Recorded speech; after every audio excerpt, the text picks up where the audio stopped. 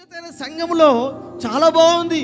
కొంతమంది ఎలా ఉన్నారంటే మొదటి క్రియల కంటే ఎక్కువ క్రియలు చేస్తున్న వారు ఉన్నారు, కానీ కొన్ని వాటిలో పశ్చాత్తాపడకుండా ఉన్నారంట.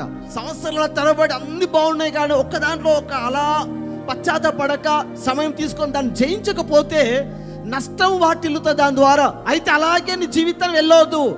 దేవుడికి ఇచ్చిన ఈ ఆయుష్లో నేను ఇంకా బ్లెస్ చేస్తున్నాడు, నువ్వు చేసేవన్నీ కూడా నీకు అభివృద్ధి చేస్తున్నది అని చూసి చూడకుండా ఉండే దేవుడు కాదు, చూస్తున్నాడు కానీ నీకు సమయం ఇస్తున్నాడు. దేనికోసం తెలుసా? నువ్వు మారు మనసు పొంది ఆయన వైపు తిరుగుతావేమో.